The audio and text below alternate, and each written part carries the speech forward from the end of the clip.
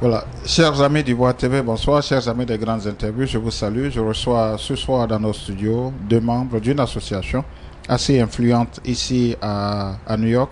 Une association, je pense que tout le monde connaît, c'est l'association des ressortissants de Marcory, AREM. Ils sont là, ils vont nous parler de leurs activités à venir. Qu'est-ce qu'ils préparent? C'est une association qui est toujours en train de préparer quelque chose, non seulement pour la diaspora, mais aussi pour nos frères qui sont restés au pays. Ils vont nous en dire plus. En l'occurrence, mademoiselle Anne-Marie Aoussi et monsieur Didier Tivoli. Bonsoir et merci d'être là ce soir. Voilà, comme je le disais tout à l'heure, vous avez des événements à venir. Monsieur Didier, vous êtes vice-président de cette organisation et en même temps président du comité d'organisation de cette activité qui arrive. Mademoiselle Aoussi, vous êtes directrice chargée des affaires sociales, une membre aussi influente au niveau de cette organisation. Merci. Alors, qui prend la parole? Est-ce que vous pouvez nous dire un peu... je crois que la femme d'abord, mademoiselle Aoussi. Merci Germain Kwasi. Et on dit merci aussi à Ivoire TV de nous recevoir ce soir. Effectivement, on est venu parler de notre 4e dîner gala qui aura lieu le 23 juin 2012 à Harlem, plus précisément à la 88 Ouest 131e rue entre Convent et Amsterdam Avenue, de 20h à 1h du matin. Oui. Voilà, monsieur Tivoli, c'est le 4e gala de AREM, l'association des ressortissants de Marcory. Et puis, quel est le thème? D'abord, quel est le thème de ce gala? Et qu'est-ce que vous réservez à tous ceux qui vont arriver? Le thème du gala, c'est Opération eau potable. On a des activités, comme on a dit, c'est notre 4e gala. Il y aura 2 artistes. Une artiste qui est ici avec nous et puis une qui vient de Washington. Il y aura aussi un défilé de mode pendant ce gala-là. Est-ce qu'on peut connaître quand même le nom de ces artistes? Il y a Shakima qui vient de Washington, oui, et puis Fatim qui est ici à New York. Vous voulez dire Myriam Fatim? Myriam Fatim, pardon, qui est ici à New York. Alors, mademoiselle Aoussi, ce soir, qu'est-ce qui va véritablement se passer? Qu'est-ce que vous prévoyez pour tout ce monde-là qui va se déplacer? Bon, bien sûr, comme d'habitude, on aura le défilé de mode. On aura aussi les chanteuses dont on vient de parler, Myriam Fatim et Shakama.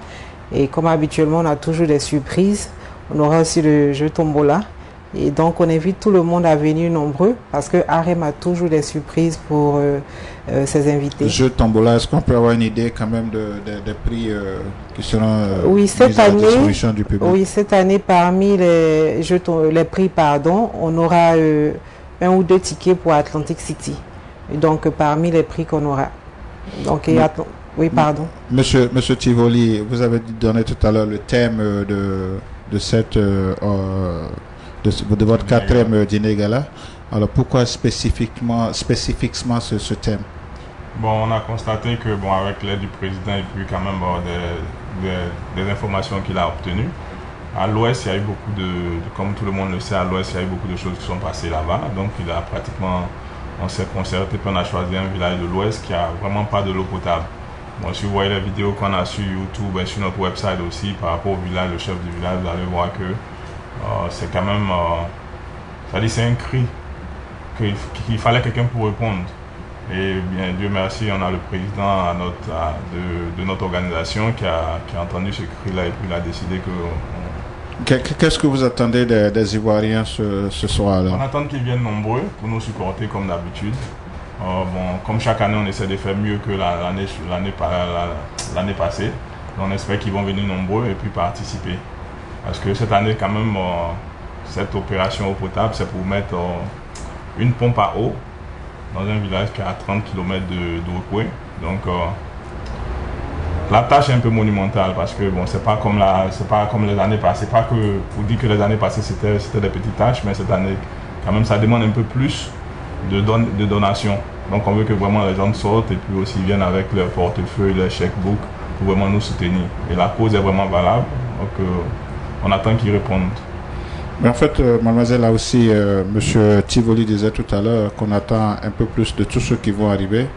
On attend de ce geste de faire parler non seulement leur poche, mais aussi leur cœur, parce que c'est une œuvre de charité que vous allez faire, c'est pour aider nos parents au pays qu'il faut le faire.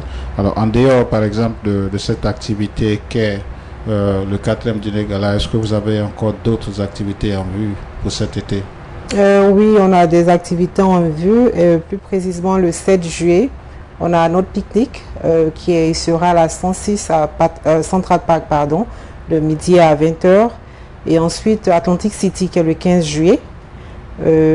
C'est bien sûr à Adam Clayton Powell qu'on prendra le bus à 8h30 pour le départ sur Atlantic City.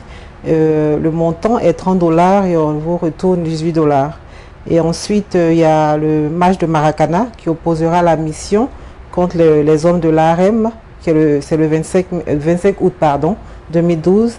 Et ça va se jouer à la 92 entre First et Second Avenue, plus précisément. Et ensuite, l'arbre de Noël qui est le 16 décembre. Voilà. Alors, monsieur Tivoli, qu'est-ce qui fait votre particularité? Nous avons beaucoup d'associations ici, nous avons beaucoup de mouvements. Mais au niveau de Marcory, vous vous départissez un peu des autres. Qu'est-ce qui fait véritablement votre particularité? D'abord, toutes les activités que la sœur vient de citer, c'est des activités qu'on a annuellement, comme le match de Maracana, le voyage sur Atlantic City, c'est la 2e édition. Le pique-nique, ça doit être à 4e édition maintenant. Donc, il y a ça aussi qui nous sépare un peu, qui nous identifie par rapport aux autres activités. Et puis aussi, chaque année, les bienfaits du dîner gala qu'on reçoit, on va en Afrique, ce qu'on promet, on le fait toujours. Donc quand même les gens ont vu les preuves qu'on a déjà placées, et ce qui fait que c'est ce qui fait c'est ce qui arrive à nous distinguer de quand même d'autres associations. Oui, mais c'est vrai que bien sûr qu'on parle de vous comme en positif, mais quelles sont les difficultés que vous rencontrez souvent sur le terrain à pouvoir concrétiser toutes ces activités? Parce que, comme je le disais tout à l'heure, vous n'êtes pas les seules associations, vous n'êtes pas la seule association, pardon, il y en a beaucoup. Alors, quelles sont les difficultés que vous rencontrez vis-à-vis d'abord des autres associations? Par rapport, je pense que les difficultés qu'on rencontre, c'est les mêmes difficultés que toutes les autres associations rencontrent aussi. Peut-être la seule différence que l'on arrive à peut-être surmener ces difficultés et puis établir ce qu'on se donne comme goal. Donc, par rapport aux difficultés, le fait d'être une association, c'est pas facile. Anyway, il faut dire là les humeurs de chacun, mais on essaie on se traite comme des gens en famille. Quand on finit la réunion, après on est tous des frères. Chacun a son opinion, et puis chacun a de bonnes idées comme de mauvaises idées, ou bien chacun met toutes les idées ensemble et si on essaie d'évoluer. Donc c'est un travail de collaboration qu'on essaie de mettre en place. Comme toute chose, c'est pas facile. Donc ça, c'est une difficulté que je peux pointer. Et puis aussi, réunir aussi les fonds. Quand on fait les galas ou bien quand on veut réunir les fonds pour envoyer en Afrique, c'est pas aussi facile. On a des gens de bon cœur qui nous aident beaucoup, mais quand même le travail, il faut qu'on s'y mette beaucoup au travail. On a la main à la pâte, on travaille tous les jours et on arrive à obtenir ce qu'on veut à la fin. Mademoiselle, là aussi, monsieur Tivoli disait tout à l'heure, on se traite comme si on est en famille. Alors, qu'est-ce que la grande famille de l'association de Marcory fera? Vous avez dit tout à l'heure, mais quoi d'autre vous allez faire de particulier cette année que vous n'avez pas fait les années dernières et peut-être que vous ne ferez pas l'année prochaine pour pouvoir, je dirais, certainement amener tous ceux qui seront là ce soir à passer un temps inoubliable, indélébile, qui sera marqué comme une encre indélébile dans la mémoire de chacun de tous ce soir-là. Pour ça, je demande aux gens de venir, à tous nos invités de venir. Là, ils verront, c'est des surprises. Ok, on a plein de surprises, donc ils sont tous invités à venir fêter avec nous et surtout pour la bonne cause que pour l'eau potable du village Ponalolo. Alors, comment êtes-vous arrivé à choisir ce village au fin fond de la Côte d'Ivoire, à l'ouest, comme M. Tivoli le disait tout à l'heure, à 30 km de Diokwe? C'est à l'ordre d'une réunion et comme chaque année on essaie de choisir, si tu veux, un village ou une ville, sinon un quartier à Abidjan. Donc, le sujet s'est porté sur Ponalelo et nous, on leur a demandé leur doléance et on a envoyé une équipe d'Ivoire TV des techniciens et des journalistes au village, au village de Ponalelo. Et puis bon, on a vu ce dont ils avaient besoin, l'eau potable. Et comme vous le savez, l'eau est source de vie. Donc c'est un thème très important, c'est une cause très importante. Voilà, monsieur. Oui, allez-y, nous arrivons au soir de cette émission. C'est en même temps votre mot de fin. Allez-y. On va boucler avec la dame. Il faut dire aussi pour le choix du village, on a bénéficié aussi de l'expertise de l'ingénieur qui est à Abidjan, qui fait aussi, il est responsable de faire des pompes dans tous les villages. Et en fonction, quand le président restait en contact avec lui, il a montré un peu les villages qui avaient vraiment besoin. Donc, comme l'ouest du pays, comme Anne-Marie l'a mentionné tout à l'heure, c'est ce qui a plus attiré notre attention. Donc, c'est ainsi qu'on a choisi ce village. Voilà, c'est en même temps votre dernier mot? Encore une fois de plus, j'aimerais dire à tout le monde de venir vraiment supporter massivement cette cause-là. C'est pas comme d'habitude, mais on aurait aimé voir encore plus de monde que les années précédentes. Donc, si la cause est valable, comme toutes nos causes qu'on le fait d'ailleurs, donc on attend massivement que les gens sortent. Voilà, merci bien monsieur Tivoli. On va boucler avec la dame.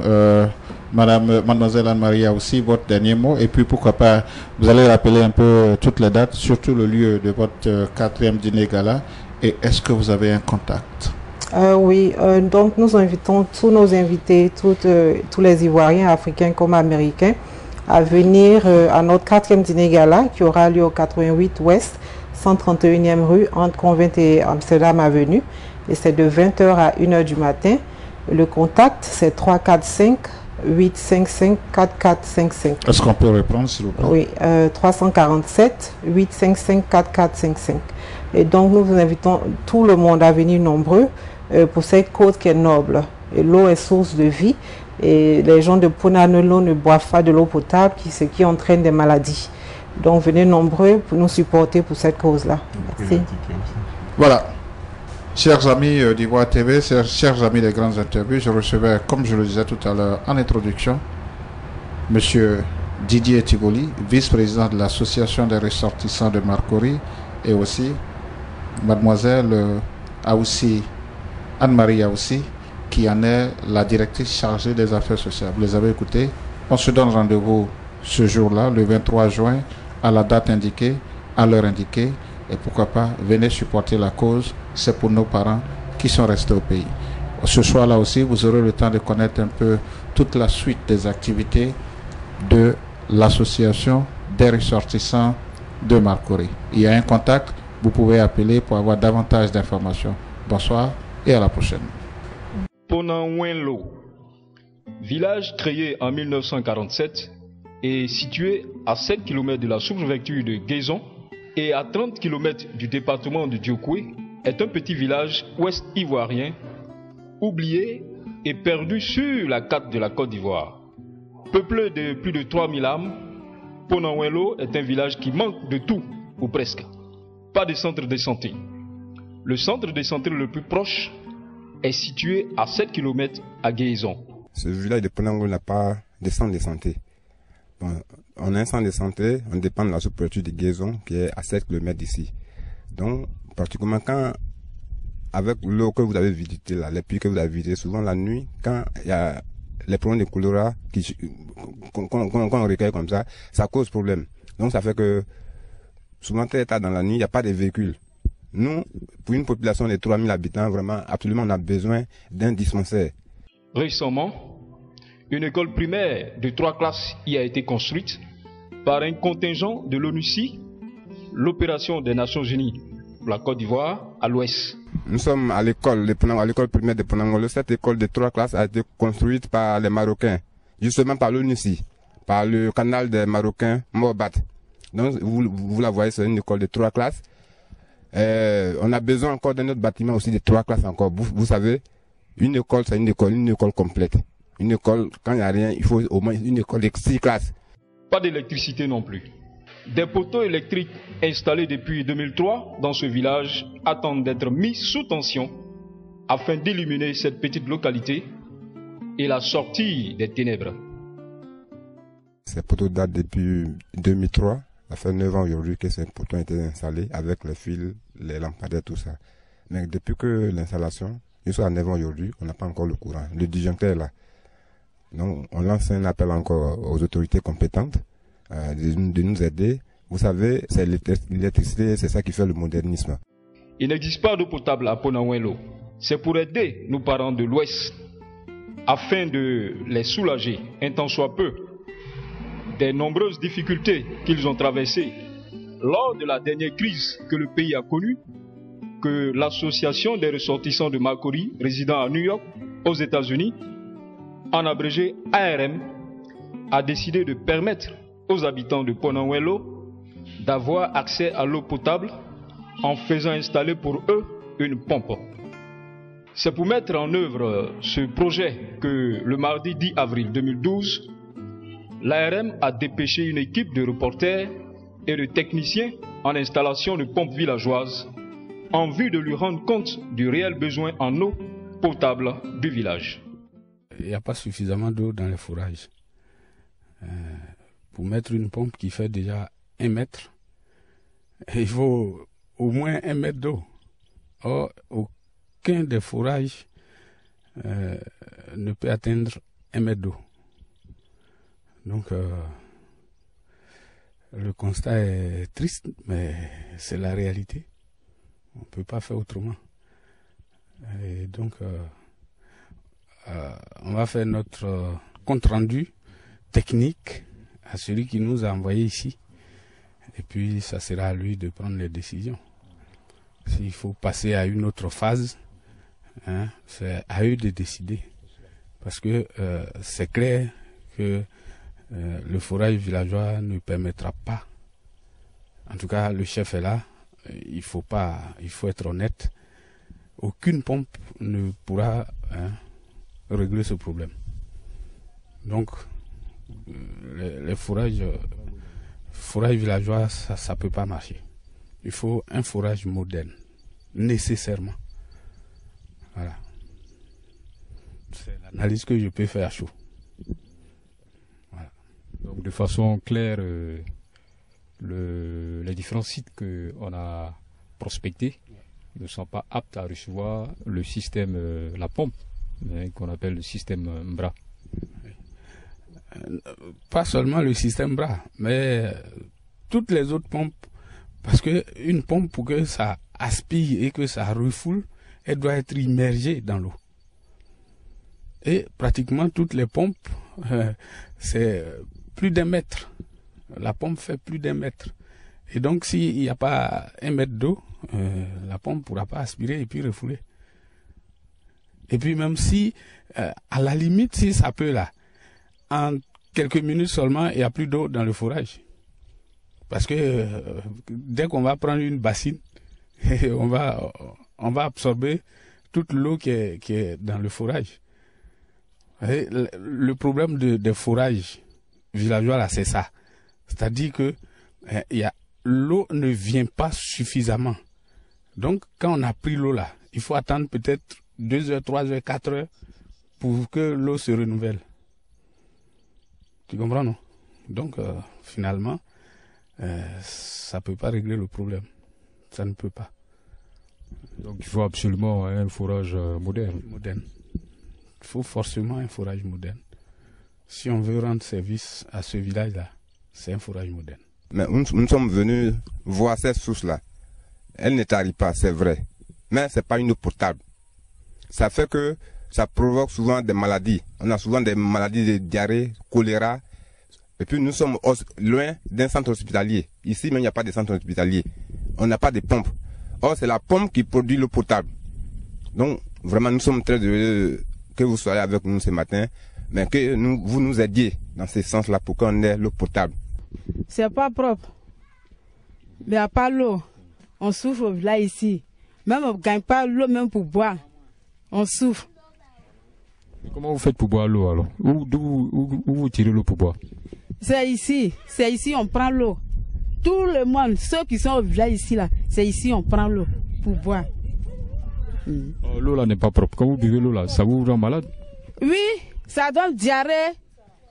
On a chose, maux de ventre, tout ça là. Donc, on est là puisé. On ne sait même pas comment il faut faire. On est là. puiser. On en fait quoi? Il n'y a pas l'eau, on en fait quoi? Les enfants aussi tombent malades. Nous, on est là, on cherche quelqu'un même pour nous aider. On ne gagne rien, on souffre.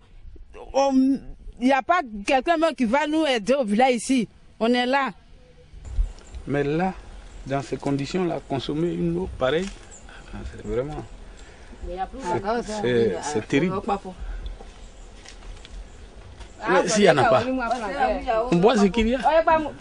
Oh, nous-mêmes, on boit. Il faut bien vivre. Il faut bien s'y vivre. Où va tout ce qui est sur l'eau là, non? C'est la moisissure. Je suis venu puiser l'eau, c'est ici notre marigot du village. C'est ici on pille l'eau toujours. Cette eau-là, vous en faites quoi? Vous buvez, vous lavez avec, ou vous faites la lessive avec? Cette eau, on boit, on prépare avec, on fait tout. On lave les habits avec. C'est ici on boit, c'est ça on prend pour boire, pour préparer tout. Mais on voit que l'eau, il y a plein de moisissures là-dessus. Est-ce que ça vous pose pas de problème de santé? Même quand moi je prends des fois, j'ai choléra, on m'amène à l'hôpital toujours. Ça me donne maladie. C'est pas bon du tout, quoi. Mais on est moisi, on ne sait pas comment on a fait. Vous êtes obligé de prendre l'eau. On est obligé. Voilà. On ne sait pas où aller prendre l'eau, mais toujours on est obligé de venir ici. Nous, on veut quelqu'un pour nous aider tout le temps. Par exemple, quand on prend l'eau, on est malade, on veut quelqu'un pour nous aider, pour arranger nos marigots. Donc, vous demandez pardon si vous allez dire à vos patrons de venir arranger nos marigots. Tu viens de puiser l'eau là. Tu vas faire quoi avec l'eau là? Je vais aller boire. Tu vas aller boire. C'est ce que tu bois d'habitude ici? Oui. Et quand tu bois l'eau là, ça ne te donne pas de problème dans le ventre? Non, non. Ça donne plaisir. Gratter la peau, mais il n'y a pas l'eau. On va faire comment? On est obligé de puiser. Je suis du village, je suis née ici. C'est notre marigot. C'est le seul marigot qui est dans le village. Donc, nous sommes obligés de prendre ça à tout moment pour boire, manger, laver les assiettes, faire tous les ménages. Et quand tu puises l'eau là, tu t'en vas boire, ça ne donne pas problème, maladie? Souvent, maman, j'ai bourdonnement du ventre. C'est l'eau là qui provoque ça choléra. Mais nous sommes obligés. Je ne vais pas me déplacer pour aller habiller encore, boire puis revenir. Non, nous sommes obligés de boire cette eau. Ça rend malade, mais on est obligé. On n'a pas les moyens pour arranger. Donc, nous sommes obligés de boire cette eau. Depuis que vous êtes au village ici, là, est-ce qu'il y a quelqu'un qui est venu, qui a essayé de voir votre problème de l'eau pour vous aider? Non, à personne. C'est vous qui êtes venu cette fois-ci pour la première fois. Vous venez voir notre marigot. Si vous avez un mot à dire à des gens qui veulent vous aider, qu'est-ce que vous leur dites? Je dis merci à ceux qui peuvent m'aider à boire une eau potable. C'est parce que je n'ai pas les moyens que je bois cette eau. Mais si Dieu a fait qu'aujourd'hui vous vous êtes présentés, moi je dis Dieu merci aujourd'hui. Que vous allez dire ça à votre patron que vraiment le village qu'on a trouvé un marigot qui n'est pas vraiment bon, mais les gens sont obligés de boire ça. Qu'on leur demande pardon de venir arranger notre marigot.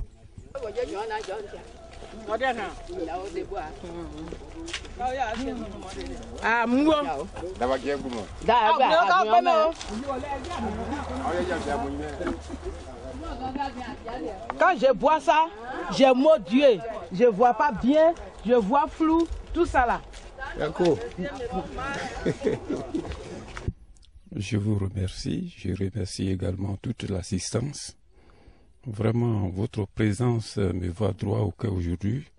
Je suis très très content de vous voir dans mon village.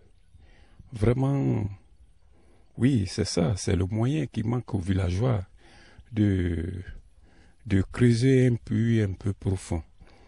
Donc, vous qui êtes nos enfants, vous êtes bien placés à nous aider. Voyez très bien vos responsables pour nous aider.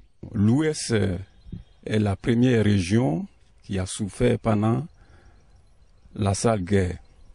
Donc, s'il y a ces occasions de l'eau aujourd'hui, nous sommes les premiers à aider. Moi aussi, ce n'est pas une force, seulement c'est une doléance. Moi, je vous demande pour ma population de nous aider.